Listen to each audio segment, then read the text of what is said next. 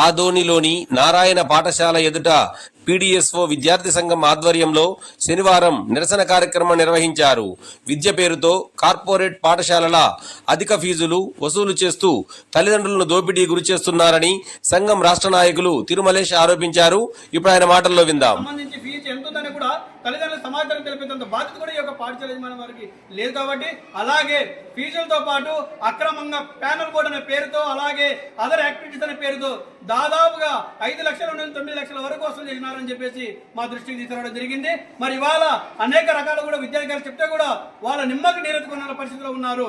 ఇప్పటికైనా నారాయణ పాఠశాల అంటే విద్యా వ్యాపారంగా చూస్తున్నారు. నారాయణ పాఠశాల జరుగుతున్న అక్రమాలు, అన్యాయాలను, దందాను అరికట్టాలని చెప్పేసి వాళ్ళ పీడిఎస్ విద్యార్థంగా ఇవాళ వ్యతిరేకిస్తున్నాం. ఇవాళ రాష్ట్ర ప్రభుత్వం చర్యలు తీసుకోవాల్సింది పోయి ఇవాళ రాష్ట్ర ప్రభుత్వం ఇవాళ నారాయణ పాఠశాలకు ఏజెన్సీగా మారి ఇవాళ ఈ యొక్క పాఠశాలని ఇవాళ అనేక రకాల కొమ్ముగా వస్తే ఇవాళ పాఠశాల సాగుతున్న పరిస్థితి ఉన్నది.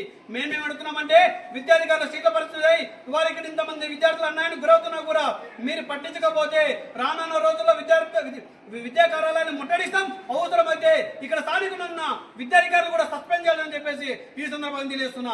ఇవాళ తెలిసి కూడా చెవులో పూలు పెట్టుకున్న విధంగా మాకు ఏమి తెలియనట్టుగా ఇవాళ వివరిస్తున్న పరిస్థితి స్థానికంగా ఉన్న విద్యాధికారులది. మరి ఎందుకు ఇలా వివరిస్తున్నారు?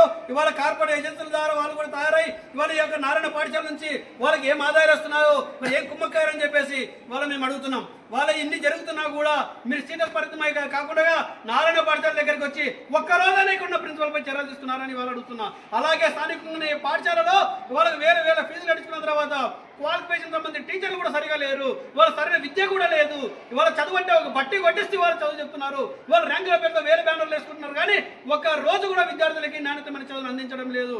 ఇవాళ నాణ్యతమైన విద్య కోసం సర్కారు బాలు ఉన్నాయి. సర్కారు బాలు అంచడానికి ఇవాళ ప్రభుత్వం వీటిని ఇవాళ పెట్టి పోషిస్తుందని చెప్పేసి ఈ సందర్భంగా తెలియజేస్తున్నా. ఇవాళ ఫంక్షన్ల పేరుతో, చైర్మన్ల పేరుతో, డైరెక్టర్ల పేరుతో అనేక రకాల బ్యానర్లు వేస్తున్నారు. ఇది ఒక ఫంక్షన్ హాలా లేకుండా ఇంకోటని ఇవాళ నారాయణ వ్యవస్థ నిలదీస్తున్నా, అధికారులు కూడా నిలదీస్తున్నా. ఇవాళ ఒక విశ్వవిద్యాలయాల్లో ఇవాళ ఒక పాఠశాలలో విద్యాలయం పాఠశాలలో వాళ్ళ బ్యానర్లు కట్టచ్చని వాళ్ళు వ్యతిరేకంగా ఇవాళ అధికారులను అడుగుతున్నా.